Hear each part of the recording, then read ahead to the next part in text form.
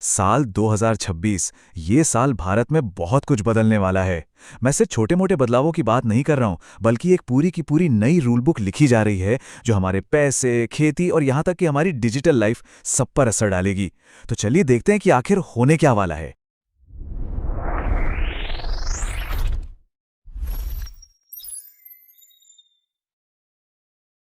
जरा सोचिए, जो सैलरी अकाउंट में आती है, जो खेत में फसल उगती है, यहां तक कि जो व्हाट्सएप पर हम चैट करते हैं, सब कुछ इन नए नियमों के घेरे में आ जाएगा।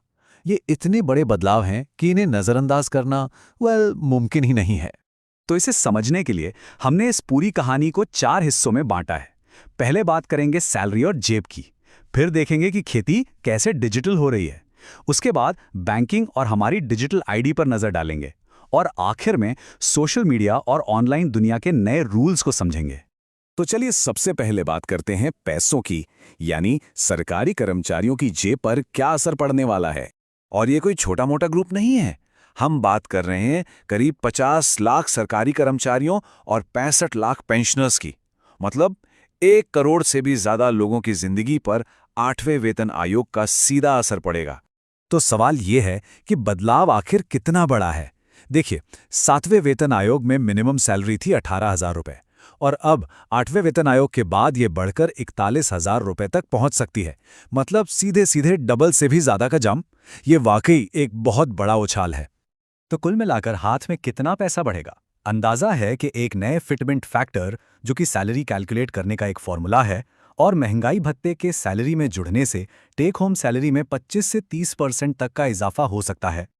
अच्छा, अब पैसों से हटकर जरा खेतों की तरफ चलते हैं। यहां भी एक डिजिटल क्रांति हो रही है, और इसकी चाबी है एक नई किसान आईडी। तो ये किसान आईडी आखिर है क्या? देखिए, ये हर किसान के लिए एक यूनिक डिजिटल पहचान है, सरकार के डिजिटल एग्रीकल्चर मिशन का एक बहुत बड़ा हिस्सा। इस मिशन का मकसद ही है टेक्नोलॉजी से खेती को आसान और फायदेमंद बनाना। ये आईडी किसान की जमीन के रिकॉर्ड, उसकी पर्सनल जानकारी और वो कौन सी फसलें उगा रहा है, इन सब का एक डिजिटल खाता रखेगी। लेकिन सबसे बड़ा सवाल तो ये है कि सरकार इसे सबके लिए जरूरी क्यों बना रही है? आखिर क्या वजह है? जवाब बहुत सीधा है, सरकारी योजनाओं का फायदा। खासकर पीएम किसान सम्मान निधि जैसी स्कीमों का लाभ उठाने के लिए ये आईडी अब अनिवार्य होने वाली है। मतलब बिना आईडी के सरकारी मदद मिलना लगभग नामुमकिन हो जाएगा।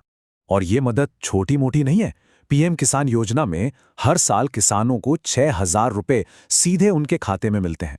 2026 से ये पैसा इसी नए किसान आईडी के जरिए ही दिया जाएगा। चलिए अब आते हैं हमारे तीसरे सेक्शन पर। यहां बात होगी बैंकिंग, लोन और हमारी डिजिटल पहचान की, जहां तेजी भी आ रही है और डेडलाइन भी सख्त हो रही है। यहां एक बहुत इंटरेस्टिंग बदलाव है। रिजर्व बैंक के नए नियम के मुताबिक अप्रैल 2026 से क्रेडिट स्कोर हर 15 दिन के बजाय हर 7 दिन में अपडेट होगा। इसका सीधा मतलब यह है कि अगर कोई अपना लोन चुकाता है तो उसका पॉजिटिव असर स्कोर पर बहुत जल्दी दिखेगा, और इससे नया लोन मिलना भी आसान हो सकता है। और हाँ, एक तारीख है जिसे कैलेंडर में मार्क कर लेना चाहिए। पैन कार्ड को आधार से लिंक करने की आखिरी तारीख है 31 दिसंबर 2025। और ये कोई सिफारिश नहीं है, ये एक पक्की डेडलाइन है। और अगर ये काम नहीं हुआ तो क्या होगा? सबसे पहले तो पैन कार्ड ही इनऑपरेटिव यानी बेकार हो जाएगा।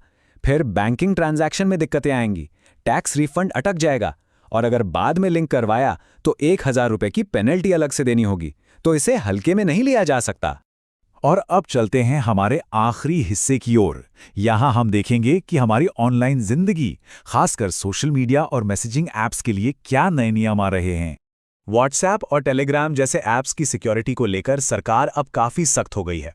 कुछ नए नियम लागू हो रहे हैं, जैसे कि सिम कार्ड को एक्टिव रखना होगा, 90 दिन के अंदर उसे वेरीफाई कराना होगा, और जो लोग कंप्यूटर पर वेब वर्जन यूज करते हैं उन्हें अब हर 6 घंटे में लॉग आउट करके दोबारा लॉग इन करना होगा।